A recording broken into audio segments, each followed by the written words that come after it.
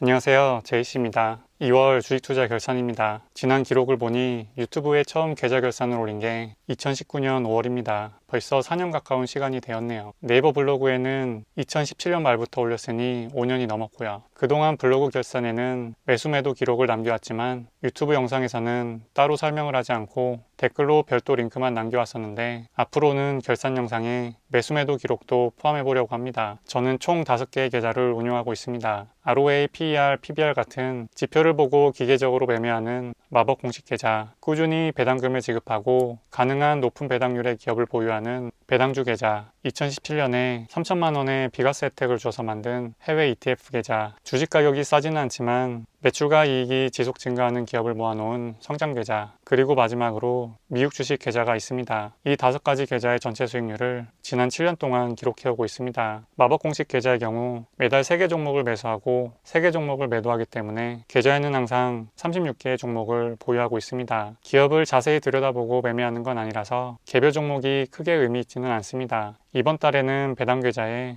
SK스퀘어를 매도했습니다. 괄호로 분할이라고 되어 있는 건 원래 매수했던 종목은 아닌데 보유적인 종목이 인적 분할을 하면서 받게 된 걸 나타내는데요. SK스퀘어는 SK텔레콤에서 나뉘어서 받게 된 주식입니다. 배당을 지급하지 않은 종목이라 배당 계좌에 들어있는 게 어색해서 언젠가는 팔아야겠다고 생각을 하고 있었는데 2월에 계좌 총액의 증가가 예상되기도 해서 부담 없이 매도했습니다. 미국 주식 계좌에서는 달러로 받은 배당금으로 배당주인 3M과 AT&T를 추가 매수했고요. 2월 한 달 동안 코스피는 마이너스 0.5% 하락했고 코스닥은 6.9% 상승했습니다. 배당금을 포함한 S&P 500 지수는 마이너스 2.4% 하락한 모습입니다. 코스닥만 나홀로 상승한 것을 보니 보유 종목에 따라서 투자자들의 희비가 엇갈리는 한 달이 되었을 것 같네요. 저의 전체 계좌는 해외 ETF 포트와 미국 포트 상승에 힘입어 지난달과 동일하게 4% 상승했습니다. 지난달과 같은 상승률이지만 시장 대비 나은 성과라서 더 귀하게 느껴집니다. 이게 다 원달러 환율이 올라서 그런 건데요. 원달러 환율은 1월 대비 2월에 7.5%나 상승했습니다. 환율이 내려갈 때 영향도 있고 올라갈 때 영향도 있기 때문에 환율 덕에 이익을 봤다거나 환율 덕에 손실을 봤다고 생각하진 않고 그냥 수익률 있는 그대로를 성과로 생각하고 있습니다. 평가의 기준으로는 4,416만 원이 증가했습니다. 그럼에도 불구하고 작년 평가 손실을 회복하기에는 아직 멀게만 느껴지네요. 연말까지 좋은 흐름 이어지길 기대해 봅니다. 2016년 1월을 100으로 기준 삼은 누적 수익률은 220을 기록 중입니다. 처음에 1억 원을 투자했다고 가정하면 7년이 지난 지금 2.2억 원이 되었다는 의미입니다. 저의 경우 월급을 들이부으면서 계속해서 투자금을 늘려왔기 때문에 투자 수익이 투자원금의 2배가 되지는 않습니다. 그러나 지금 이대로 투자원금을 유지하면서 7년 정도 시간이 지나게 된다면 지금 투자 총액의 2배 정도가 되었을 거라 기대해 볼 수 있습니다.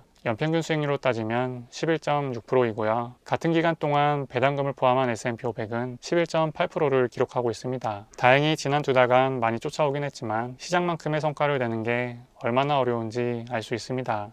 물론 한국 시장 말고 미국 시장 말이죠. 포트폴리오의 비중은 다음과 같습니다. 미국 주식 비중 50% 만드는 게 지난 몇 년간의 목표였는데요. 조만간 달성할 수 있을 것 같습니다. 3년 전인 2020년 2월과 비교해보면 미국 주식 비중이 28%에서 49%까지 열심히 늘려온 것을 볼 수 있습니다. 분명히 한국 주식 중에도 좋은 종목도 있고 최근에 주주환원 운동으로 앞으로 나아지리라는 기대도 있기는 하지만 나아졌을 때 더 투자하는 한이 있더라도 당장에는 주주 친화적인 미국 주식을 한 주라도 더 보유하고자 합니다. 열심히 돈 벌어서 다른 나라로 보내는 게 좀 씁쓸하긴 하지만 반대로 달러 배당을 통해서 외화벌이를 한다는 생각에 위안을 삼습니다. 전체 주식계좌 잔고는 11억 3천만 원을 기록했습니다. 1년하고도 몇 개월 동안 2021년 12월에 정고점을 회복하지 못하고 있습니다. 작년에 시장이 하락하는 동안 버티면서 꾸준히 좋은 기업의 지분을 사모하는데요. 올해는 그것들이 빛을 발하여서 성장하는 계좌의 모습을 만들어가길 바라봅니다.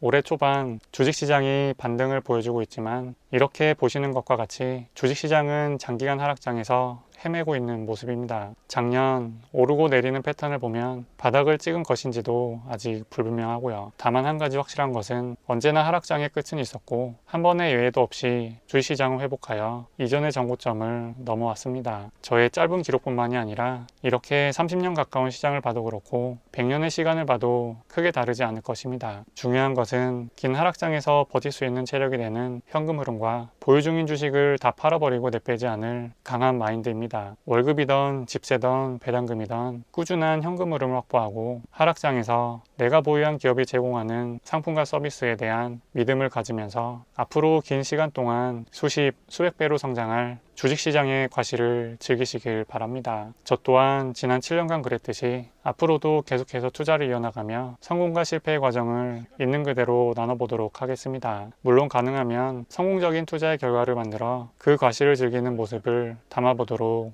노력하겠습니다. 구독자님들과 항상 격하게 응원해주시는 멤버님들도 오랫동안 함께 하시길 바랍니다. 그럼 오늘 영상 봐주셔서 감사하고 다음에 또 만나요.